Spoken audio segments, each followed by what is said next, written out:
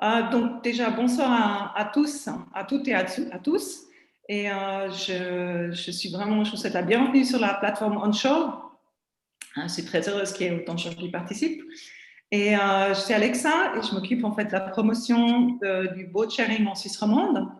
Et j'ai le plaisir ce soir d'accueillir Simon Coster et Valentin Gauthier et Quentin, qui est le chef rédacteur de Skippers.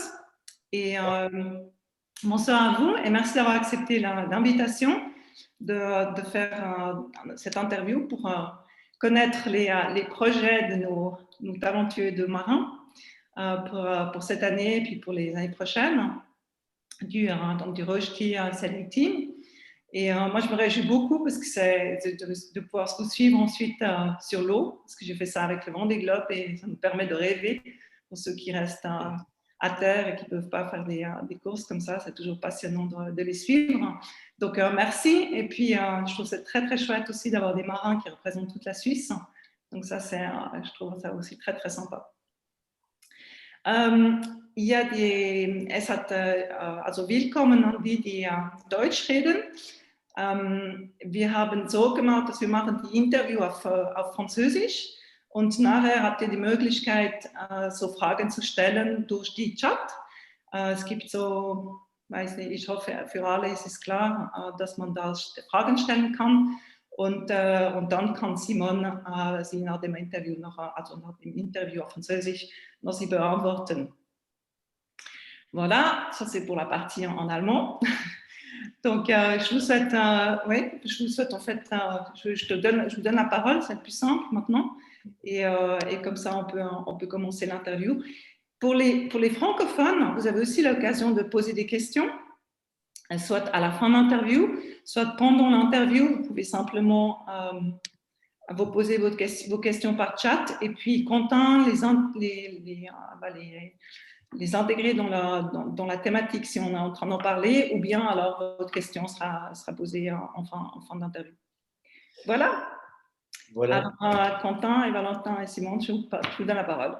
Voilà, merci beaucoup Alexa en tout cas pour cette initiative lancée avec toute l'équipe de Sailbox depuis déjà presque un an en tout cas, durant le premier semi-confinement, pour permettre à la communauté vélique de continuer d'échanger autour de sujets intéressants qui nous touchent tous, connaître mieux nos marins, des points techniques avec les voiliers.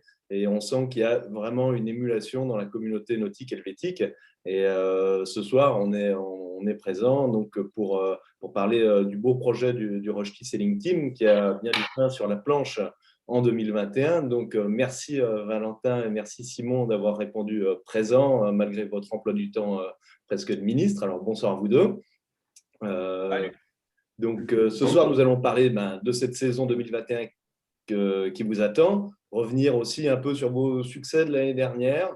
On va parler des nouveautés autour de votre bateau, parce qu'on a entendu dire qu'il y avait passablement du changement et que vous allez revenir en tout cas bien armé et encore plus performant. En tout cas, c'est ce que vous espérez cette saison. Mais peut-être d'abord un petit point d'actualité, parce qu'on a vu Alan Roura faire cette remontée très protocolaire du chenal et touchante du chenal des Sables d'Olonne tout à l'heure. Vous qui le connaissez bien et en tant que coureur au large, quel regard vous portez sur sa course et sur son projet Vendée en général? Je laisse l'honneur à Simon qui était aux Sables d'Olonne pour l'accueillir, pour le coup. Ouais, c'était génial d'être sur place pour une arrivée. J'ai jamais été sur place en direct sur une arrivée de Vendée et c'est quand même un peu magique. Là, les conditions étaient un peu rudes à l'arrivée là, avec le froid et le vent assez fort.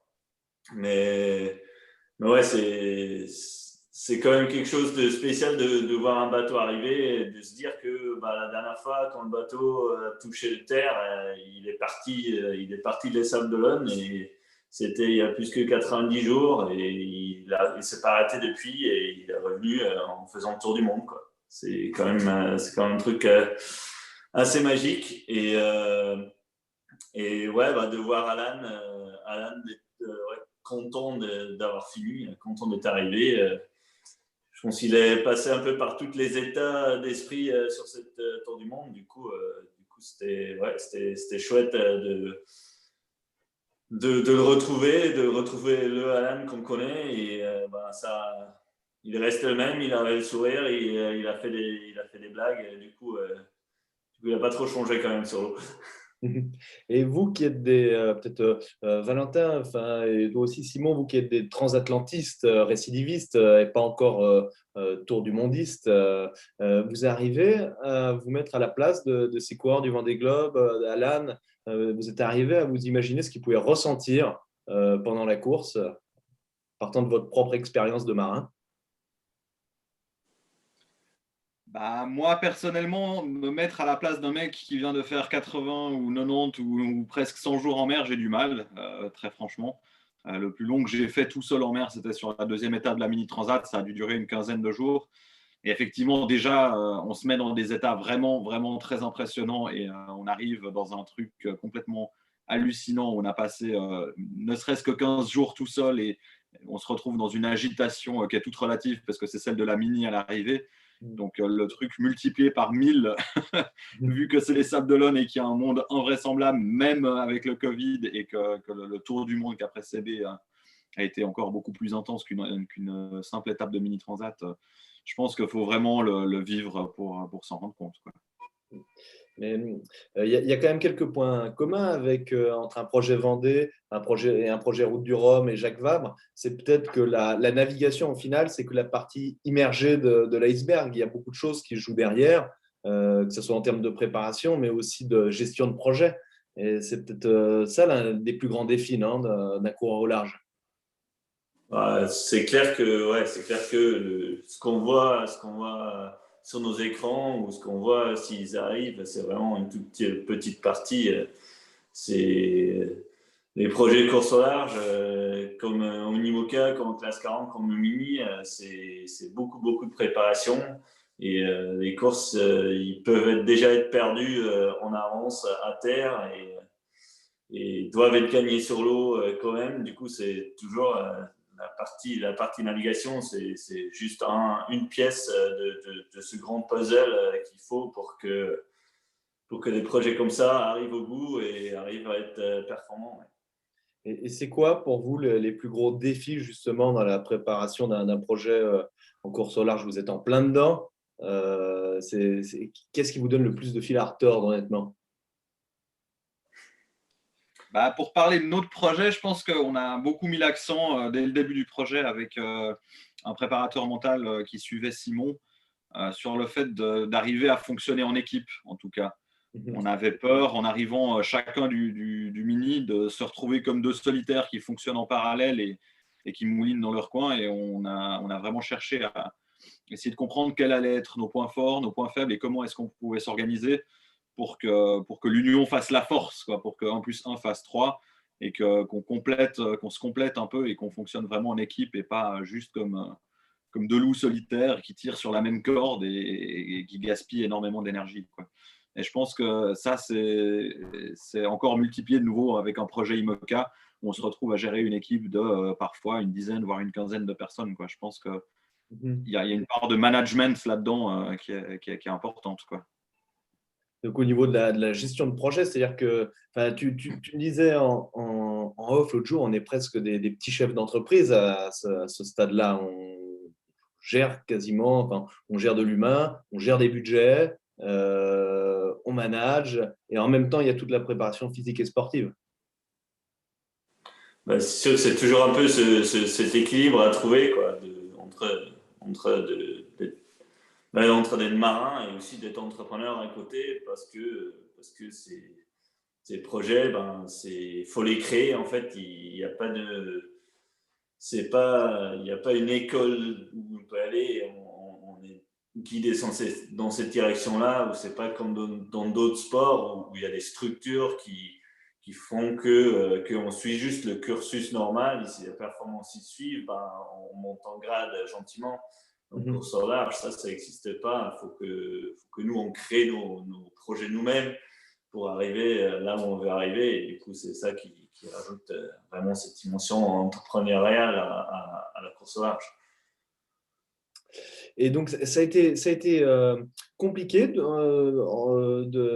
d'arriver avec justement ce projet, de trouver des sponsors qui vous soutiennent, qui vous fassent confiance. Parce que là, maintenant, vous arrivez avec un bateau magnifique, quasiment l'un des plus performants de la flotte. Il a fallu se battre quand même pour arriver avec un projet gagnant directement, enfin, un projet qui peut prétendre à la gagne sur une première participation. Donc, à la Transat Jacques Vabre, quand vous êtes lancés les deux, là, c'était un sacré pari quand même. Bah ouais, c'était un gros pari, quoi. Après, justement, on a réussi à faire en sorte que l'union fasse la force. Et le fait déjà de se mettre ensemble et puis d'arriver chacun avec nos partenaires, ça permettait déjà de franchir une petite étape, quoi. C'est vrai que le sponsoring en Suisse, on a encore l'impression que ce n'est pas quelque chose qui est tout à fait acté comme business plan, en fait. On a l'impression que les sponsors qui nous soutiennent marchent plus au coup de cœur, même si certains font des très bons, des très bonnes opérations de communication ou de marketing autour du projet. Mais ouais, dans la culture suisse, le sponsoring n'est pas encore quelque chose de très présent. Donc, ouais, c'est jamais simple, quoi, effectivement, de trouver des partenaires. Et vous parliez de complémentarité, justement. Qui fait quoi dans l'équipe qui a quelle spécialité comment vous partagez un petit peu les tâches au sein de cette équipe? Alors, moi, je fais la cuisine et Simon fait la vaisselle. Ah.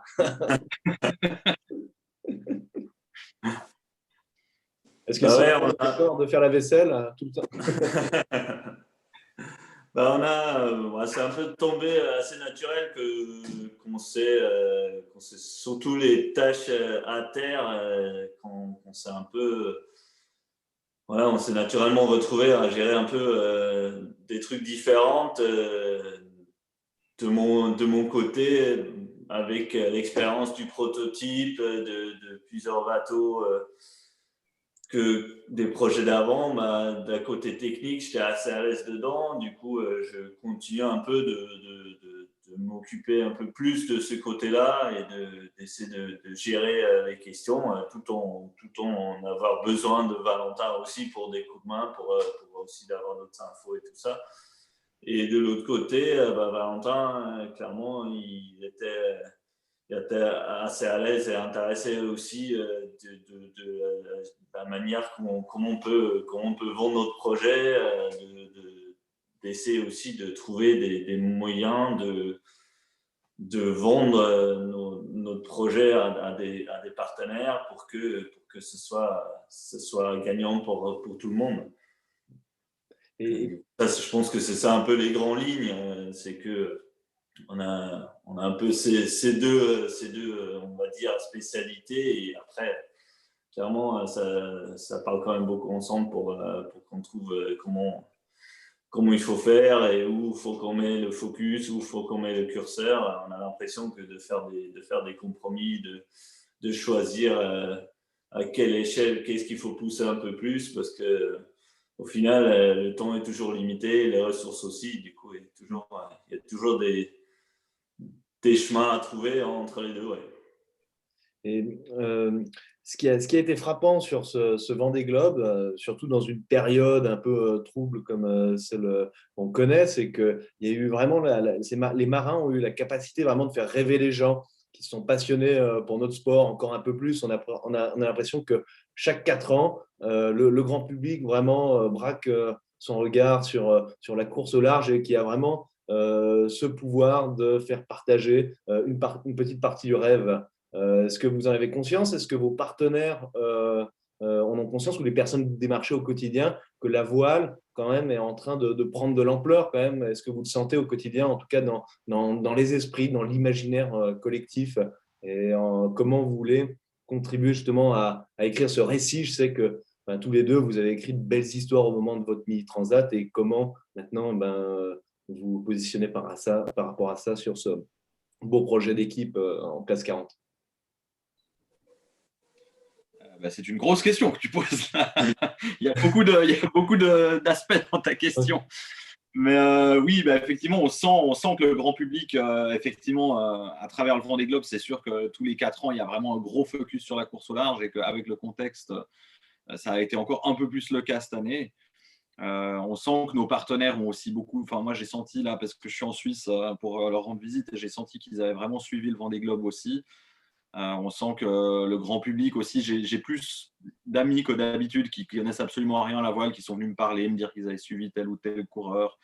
Et je pense aussi après que c'est en partie grâce au fait que ce soit pour mes amis ou pour nos sponsors, c'est aussi grâce au fait qu'ils nous ont suivis, nous, dans nos projets, tiens, ils sont un petit peu plus intéressés, quoi. Typiquement, mes amis, je ne pense pas que si ils ne m'avaient pas un peu suivi sur mes courses, ils auraient commencé à accrocher, à aller regarder les cartographies du Vendée Globe. Donc, je pense qu'on s'inscrit un petit peu, là-dedans par rapport à ça. Enfin, on espère, en tout cas, j'espère amener ma pierre à l'édifice par rapport à ça, quoi. Génial. Et donc, peut-être parlons justement un peu de vos succès de l'an passé.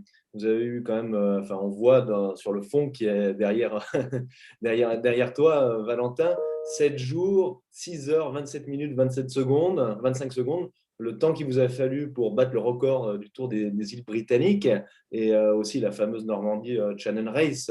2020, c'était quand même une grande année pour Banque du Léman. C'était une grande année. On se dit toujours un peu qu'on a réussi à sauver l'année, parce qu'on était quand même censé faire 2 transats dans cette saison, et on était censé de faire une Québec-Saint-Malo en équipage. Du coup, il a fallu être un peu créatif quand le programme était chamboulé. Beaucoup de courses ont été annulées. Du coup, c'est là où cette idée était née de faire ce record autour des îles Britanniques. Et clairement, on est très content qu'on a réussi à faire parler du projet quand même sans avoir beaucoup de courses au programme. Et celui qui en a eu, on a réussi à la gagner. Et du coup, clairement, c'était parfait dans le contexte qu'il y avait l'année dernière. Du coup, on est content d'avoir trouvé des moyens quand même de faire marcher notre projet et que tous les acteurs dans le projet retrouvent leur compte. Oui, bon, quand même, la Normandie Channel Race, c'est pas la course avec qui avait la plus grande renommée, mais tout le monde s'est aligné au départ de cette course. Une course qui est quand même compliquée, avec énormément de courants, d'effets de site, et puis vous parvenez à vaincre Jan Lipinski, qui était invaincu, toute classe confondue, depuis 2015. C'est quand même. Vous attendiez à performer aussi bien? Écoute, quand on préparait la course, on se disait, bon, qu'est-ce que ça va être nos objectifs? Ce serait quand même bien de faire un podium. Après, on était, là, Lipinski, ce coup-ci, ce serait bien qu'il finisse derrière nous. Après, il y avait 2 autres bateaux qui avaient été construits dans le même moule que nous. On s'est dit, eux aussi, ce serait bien qu'ils finissent derrière nous. Et après, quand on fait le compte, on s'est dit, en fait, on est le seul bateau de dernière génération à avoir le droit de finir devant nous, entre guillemets. Enfin, tous les autres, on voulait les laisser derrière. Donc, c'est sûr qu'on n'est pas arrivé en disant qu'on allait gagner la course, mais on avait ça quand même dans un coin de la tête de se dire que là, ça commençait à bien faire et qu'il fallait qu'on montre de quoi on était capable, quoi. Et je pense que toute la saison qu'on a fait avec Justine aussi en amont, on a fait le record, mais on a quand même aussi beaucoup navigué en entraînement, en préparation à la base de la Québec-Saint-Malo, puis du record. Je pense qu'il y a eu aussi beaucoup de travail de fait en amont qui a pu amener à ce résultat. Ouais, j'ai l'impression qu'on avait un peu tous les outils pour faire bien. Ouais. Et sur cette course, on a été conscient de ça. Du coup, je pense que c'est ça qui a fait que ça a pu marcher aussi. Qu'est-ce qui était le plus difficile à gérer pendant cette course? Parce que vous avez quand même, vous étiez derrière quand même en position de chasseur pendant un long moment, et puis le départ avait été plus ou moins manqué. Il a fallu vraiment charbonner. Vous êtes posé beaucoup de questions. Vous étiez dans quel état d'esprit pendant cette course? Pour nous, je pense qu'on était conscient que c'était une course avec beaucoup de rebondissements. C'était une course où il y avait beaucoup d'endroits où ça pouvait chambouler le classement. Et en tout cas, dans ma tête, on était un peu parti pour ouais, pour se battre jusqu'au bout et surtout pour prendre toutes les opportunités qui venaient à nous et de ne pas baisser les bras jusqu'au bout parce qu'on savait très bien qu'avec avec le parcours qu'il y a au militaire, avec les courants et tout ça, ça pourrait retourner les situations assez vite, surtout qu'il n'y avait pas beaucoup de vent annoncé pour une grande partie du parcours, qui faisait qu'il y avait il y a pas mal d'opportunités aussi. Et mine de rien aussi, pendant la course, c'est souvent revenu de derrière. Du coup, ce qui était bien quand nous on était derrière, mais ce qui était un peu plus compliqué à gérer quand on était devant. Du coup voilà, je pense un peu cet esprit-là. Je ne sais pas que pour Valentin comment c'était, mais Bah ouais, je pense qu'il y avait une partie difficile parce qu'on savait qu'il y aurait beaucoup de transitions et beaucoup de petits temps et on savait aussi que notre bateau, c'était quand même un peu son point faible. En tout cas l'année dernière, parce qu'il nous manquait probablement une voile pour ces conditions-là, qu'on va essayer de ouais, il faire reste à cette année. faire, ouais. Et après, on savait aussi dès le départ que ça allait se finir dans du gros temps. Et en tout cas, moi, j'ai toujours eu ça un peu dans un coin de l'esprit, à la fois pour se dire qu'il faut qu'on en garde un peu sous la pédale, et à la fois de se dire que bon, bah, toute la course, ça va être un peu compliqué, mais qu'il y a un moment où aussi on va pouvoir faire parler la poudre et non seulement le potentiel de notre bateau et le fait qu'il ait été quand même bien fiabilisé grâce notamment à la supervision technique de Simon, qui a fait quand même un gros boulot de fiabilisation du bateau, quoi. Enfin, on l'a fait tous ensemble, mais c'est vraiment Simon comme il disait tout à l'heure, qui a la main sur ce dossier-là. Et je pense qu'on a toujours eu dans la tête aussi ce truc de se dire, bon, ben, effectivement, à la fin, ça va se finir dans du dur et il va y avoir quelque part un peu de sélection naturelle qui va se faire et c'est à ce moment-là qu'il faudra aussi pouvoir faire la différence, quoi. J'en profite aussi pour rappeler à tous ceux qui nous regardent là au sein de cette réunion Zoom, qui peuvent poser des questions en écrivant un petit message, en saisissant un petit message voilà, dans la boîte de texte conversation. Nous les lisons, nous y répondrons avec plaisir au cours de la conversation. Mais peut-être encore une question par rapport à cette course. Est-ce que cette victoire-là, voilà, votre première grande victoire, entre guillemets, au sein de la classe, a changé quelque chose par rapport à la manière dont vos concurrents vous regardent et vous appréhendent? Bah, je pense que oui, ça change un peu quand même. Je pense que il y avait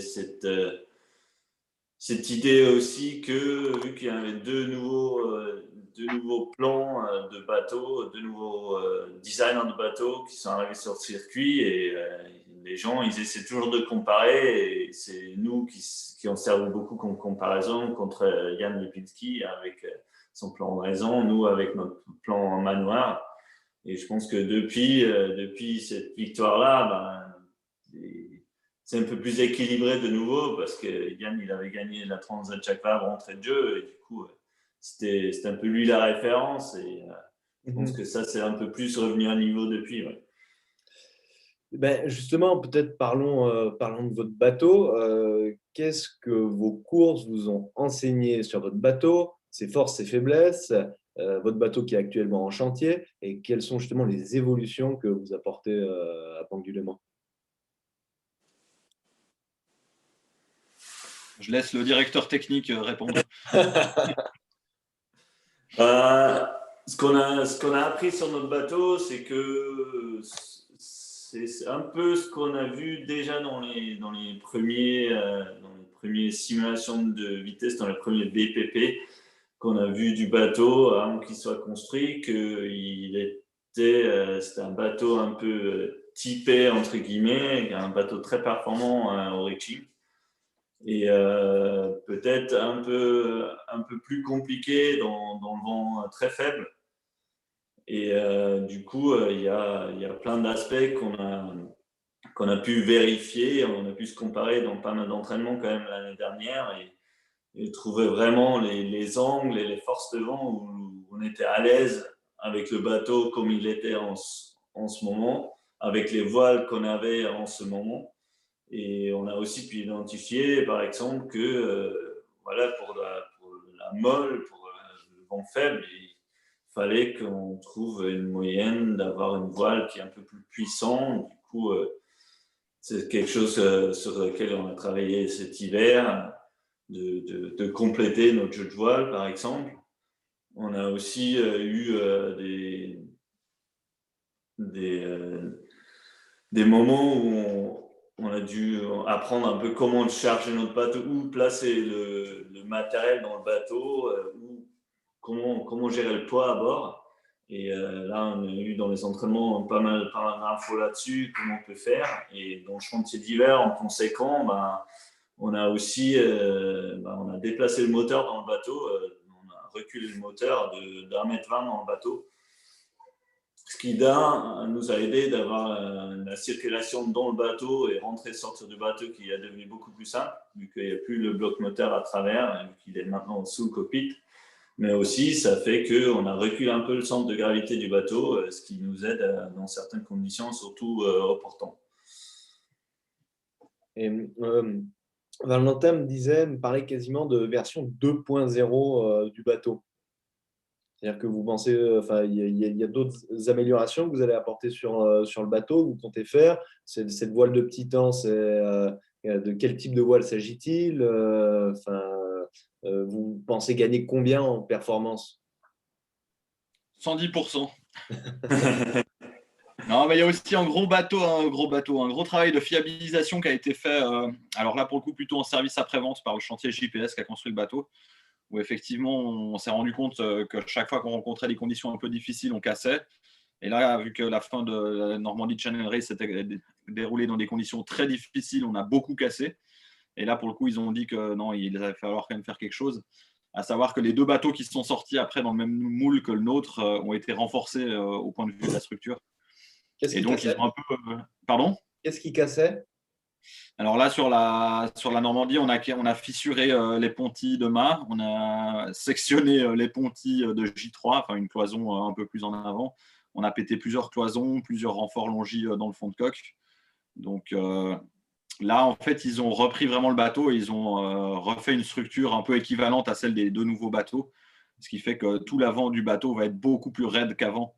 Donc ça, combiné effectivement au centre de gravité qui va reculer un peu, au fait qu'on a aussi un peu modifié le système de ballast pour gagner du poids et donc aussi un petit peu de volume dans les ballasts, on a vraiment la sensation effectivement qu'avec tout ça, le bateau va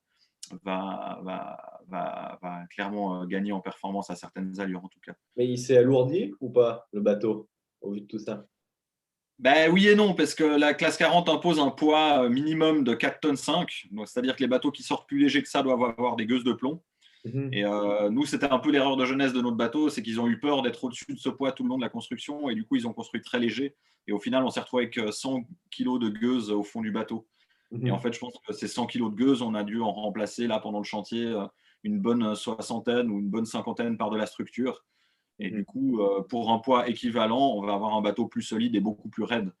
Ce qui fait que dans le passage dans la vague et quand on va prendre de la basse-taque aussi, le bateau se déformera beaucoup moins et nous permettra d'avoir notamment beaucoup moins de dévers d'étais et un passage beaucoup plus percutant dans la vague, quoi.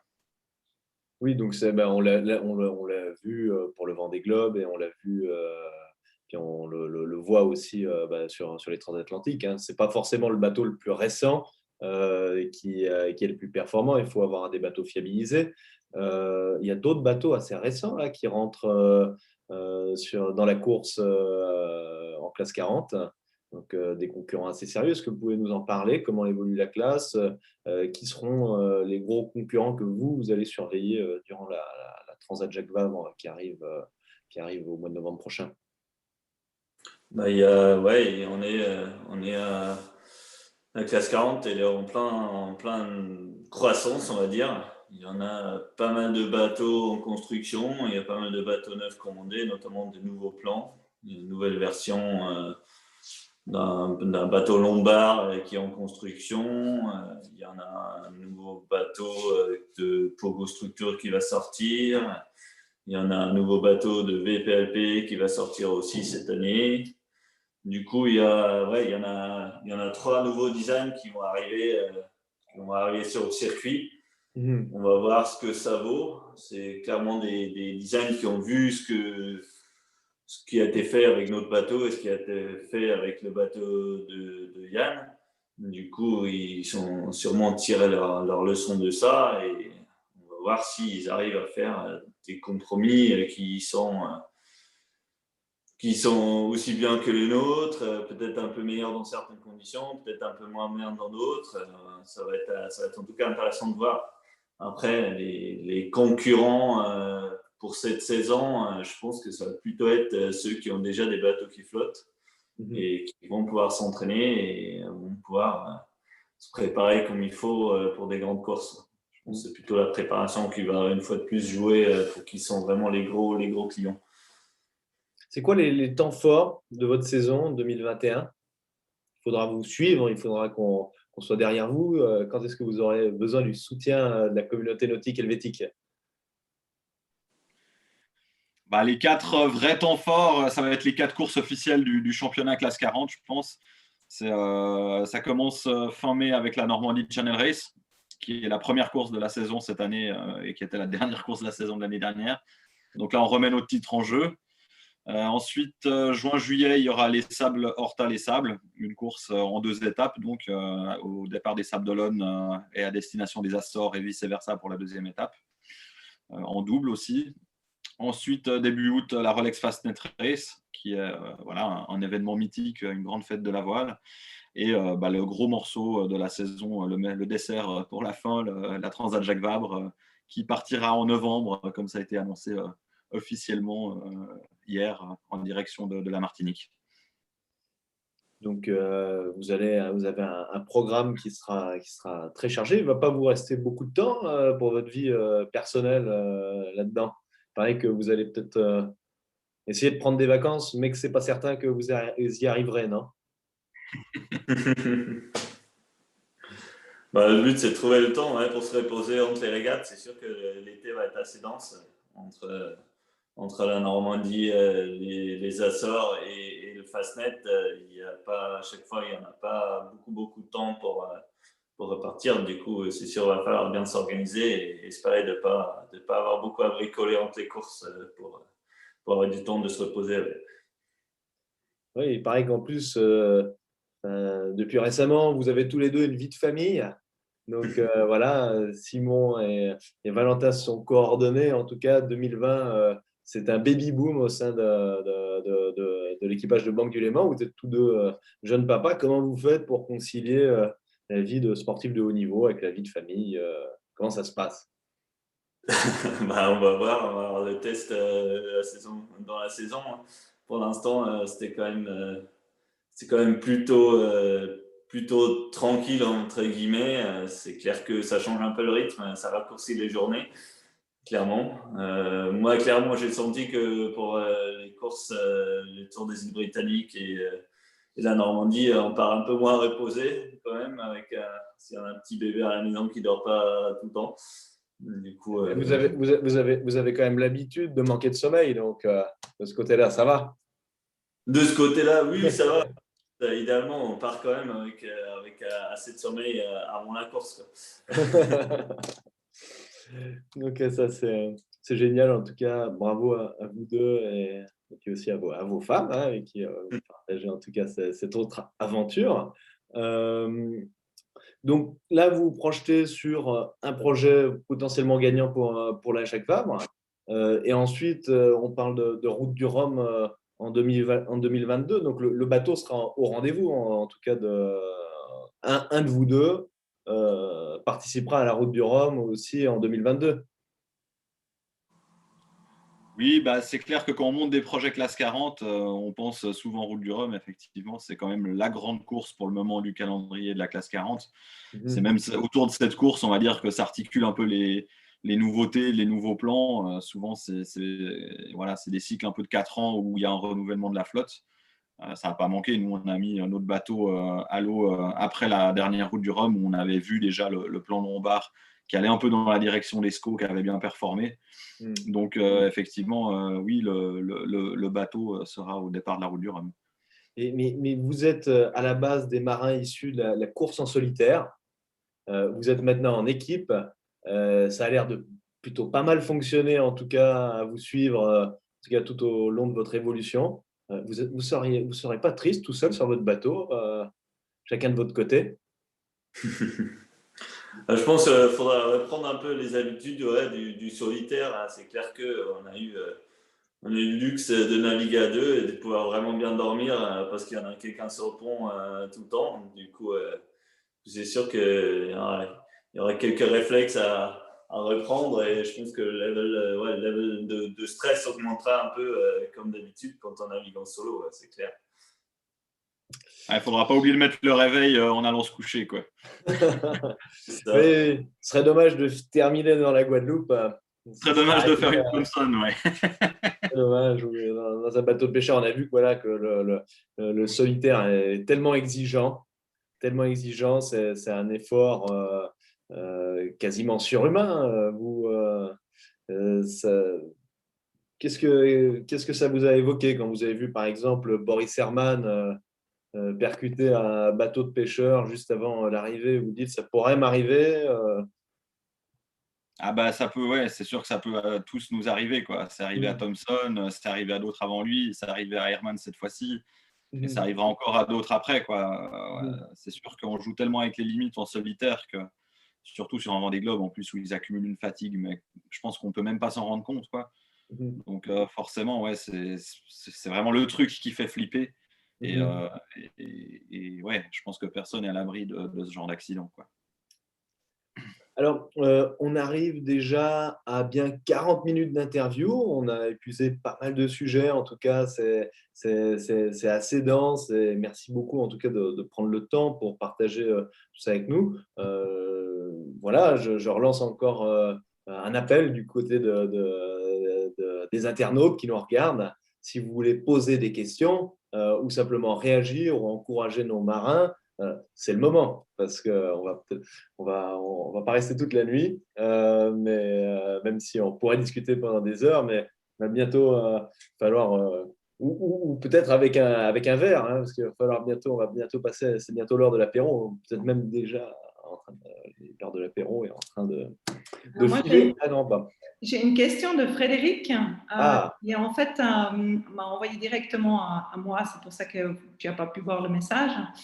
Donc, il écrit « Bonsoir et merci d'avoir organisé cette réunion. Quels sont les outils de présentation de projet que vous avez utilisés et quel est le budget annuel d'un projet classe 40 gagnant comme le vôtre ?»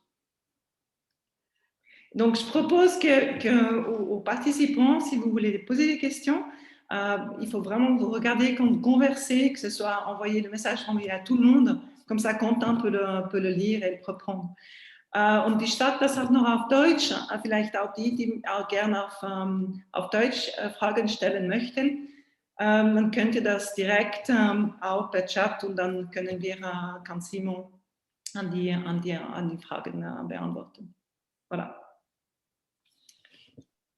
Je te laisse la parole de nouveau. Enfin, non, c'est plutôt à Kevin, pardon, à Valentin. On parlait budget et outils de promotion du projet. Promotion et budget, ouais.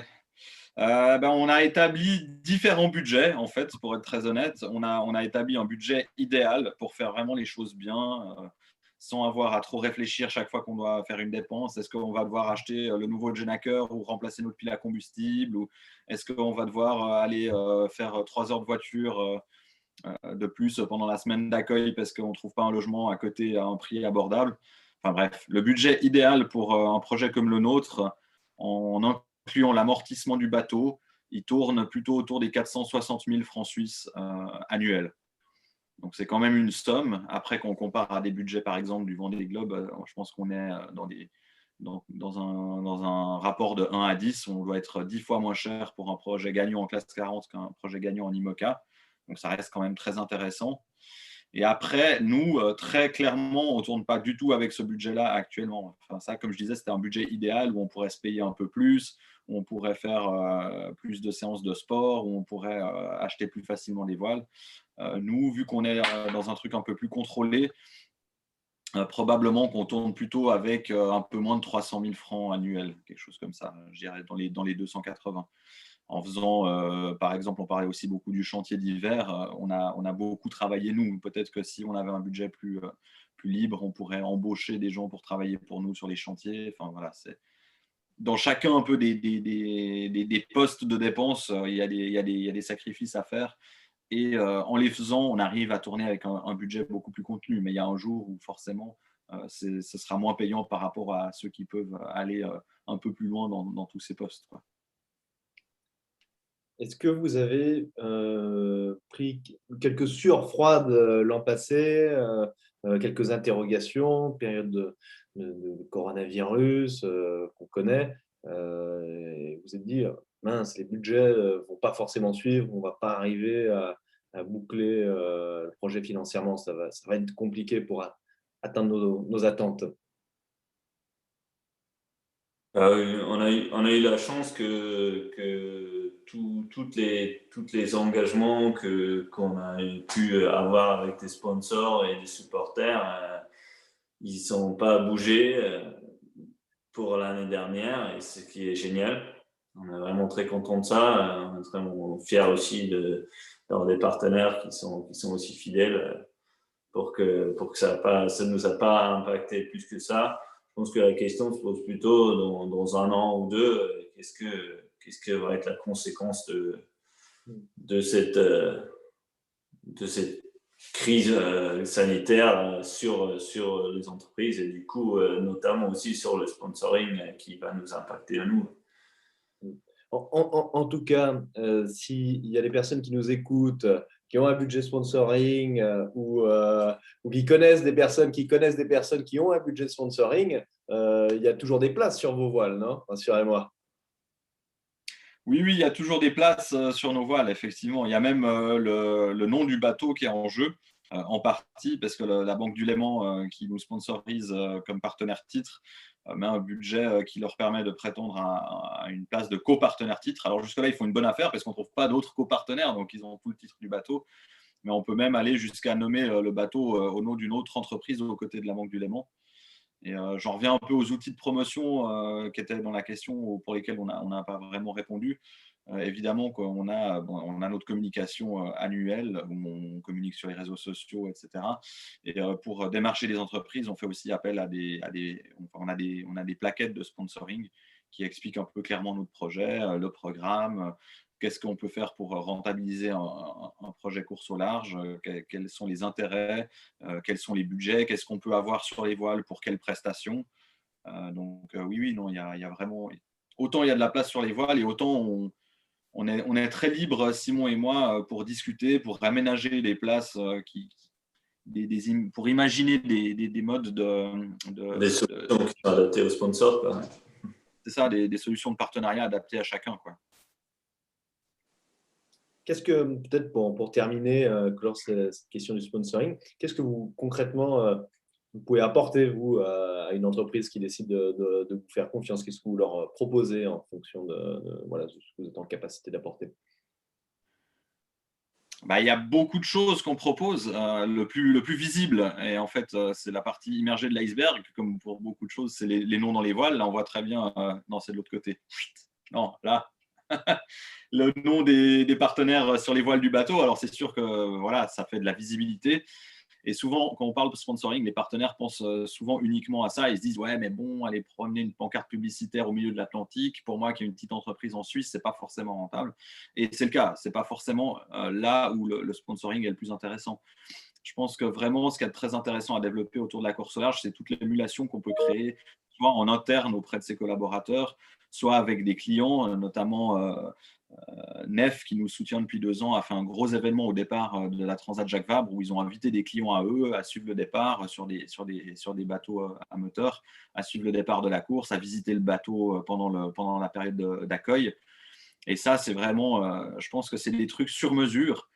Et c'est le gros point fort vraiment de la voile, c'est qu'on vend des choses que les gens ne peuvent pas acheter. Donc là, ils sont venus sur un départ. On peut imaginer aussi qu'une entreprise emmène ses collaborateurs ou ses clients naviguer quelques jours avec nous à Lorient sur un bateau. Et ça, c'est quelque chose qui n'est pas disponible sur le marché. Contrairement à une entreprise qui va sponsoriser peut-être un événement, genre un tournoi de tennis, qui va offrir des places pour le tournoi de tennis à ses clients, ces gros clients, en général, ils ont les moyens de se les acheter, ces places de tennis. Donc, c'est un cadeau qui fait toujours plaisir, certes, mais c'est un cadeau qui leur est accessible. Tandis que de pouvoir venir naviguer à nos côtés sur un bateau de course, ça, c'est quelque chose sur le marché. Quelqu'un qui veut faire ça, il ne trouve pas l'offre. Peu importe ce qu'il va mettre, s'il veut faire ça, il faut qu'il ait son écurie de course au large à lui. Donc, je pense que c'est ça vraiment le gros point fort de la voile, c'est que les partenaires peuvent offrir à leurs clients des choses qu'ils ne pourraient pas acheter autrement. Donc, vous pouvez leur offrir à eux une expérience. À nous, en tout cas, vous nous vendez du rêve et merci pour ça, en tout cas.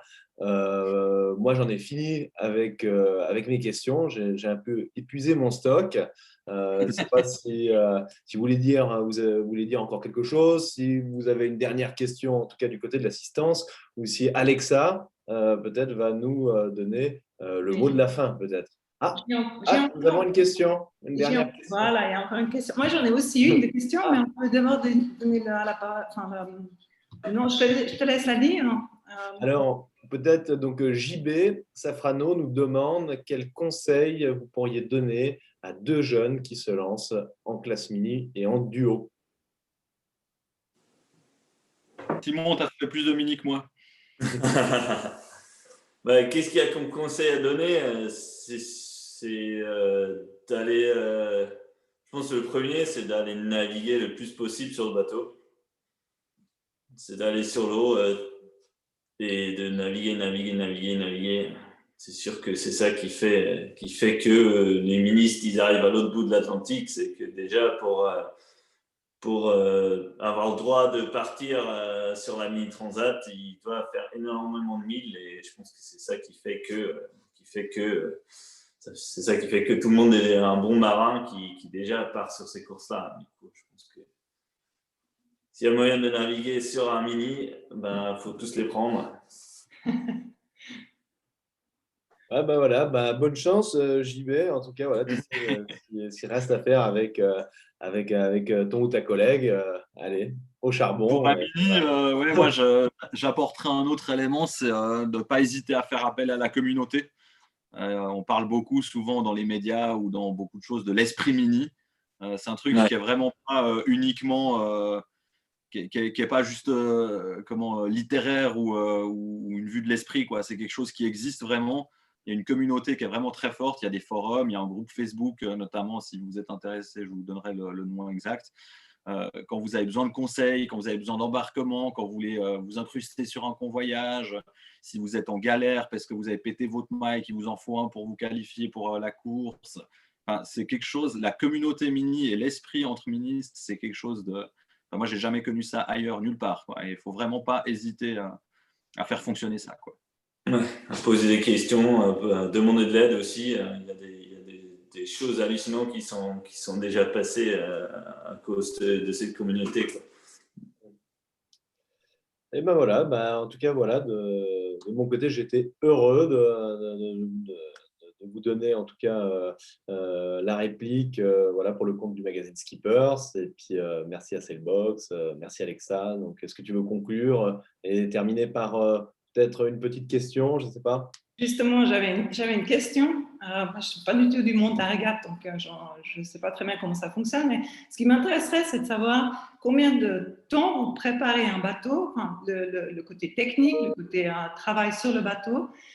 Combien de temps c'est par rapport à combien de temps vous mettez pour faire l'entraînement, et puis combien de temps finalement la régate, enfin la proportion en fait du travail que vous mettez pour pouvoir faire une course, ou vous partez en pensant que vous êtes gagnant.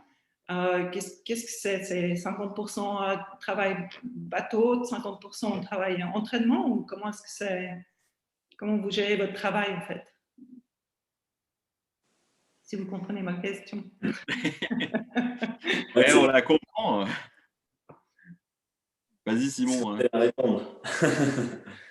À répondre. Ouais, c'est pas simple à répondre. Je pense que le rapport temps sur l'eau, temps à terre ou temps au chantier, ça dépend un peu des projets. Je pense qu'en ce moment, en classe 40, normalement, le rapport, il n'est pas trop mal. En tout cas, je pense qu'il est autour de 50% à peu près. Que entre préparation de bateau, tout ce qu'il y a à faire autour et tout ça, est-ce qu'on est vraiment sur l'eau, soit à s'entraîner, soit à faire des régates et tout ça. Mais c'est clair que c'est vraiment une grande partie aussi de notre sport. C'est aussi le matériel et comprendre le matériel et de le checker, de l'utiliser, de l'entretenir. Et ça fait qu'on passe quand même beaucoup de temps aussi à terre, à bichonner nos bateaux et à faire tout ce qu'il y a autour à faire pour qu'un projet comme ça fonctionne. Ouais, moi j'allais dire c'était un tiers de temps sur l'eau, un tiers de temps de bricolage et un tiers de temps au bureau, quoi, en gros. Ouais. Basiquement. Je pense que ça ne doit pas être trop loin des clous, quoi. Et un tiers du temps sur l'eau, ça c'est juste l'entraînement ou c'est inclus aussi la régate? Ouais, je pense entraînement, convoyage et régate, ouais. Okay. Ça dépend un peu des saisons. L'année dernière, c'est sûr que c'était un peu perturbé comme saison. Mais bon, on a aussi quand même on s'est pas mal entraîné. Donc au final, c'est pas si faux non plus, je pense. Après, c'est sûr que une année, on va faire une transat. Tout de suite, on va faire 2-3 semaines sur l'eau d'un coup. Donc ça va un peu rééquilibrer le ratio. C'est dur à dire, mais effectivement, il y a quand même une grosse partie du boulot qui se fait à terre, quoi. Merci beaucoup. Merci beaucoup d'avoir été là ce soir. Merci à Quentin aussi. Et puis, je vous souhaite une bonne préparation pour la suite, pour votre année. Je vous souhaite un bon vent, surtout. Hein. Et puis, je crois qu'il faut aussi un petit peu de chance quand on voit tout ce qu'ils ont cassé sur ce Vendée Globe. Il faut, je pense, aussi avoir de son côté un peu de chance à prendre avec sur le bateau.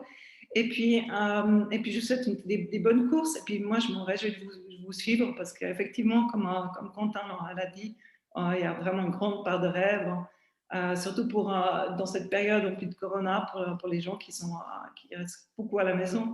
Ça fait vraiment rêver de voir les gens sur l'eau. Et c'est aussi cette persévérance, moi, qui m'a beaucoup frappée pendant le Vendée Globe. Ça donne, on se dit aussi, ouais, s'ils y arrivent, eux, on devrait pouvoir y arriver. Donc, merci pour aussi nous donner tout ce courage, quoi. Voilà, alors je vous souhaite une très bonne soirée, puis j'espère à tout bientôt. Bonne soirée, merci beaucoup. Merci. Bonne soirée à tous.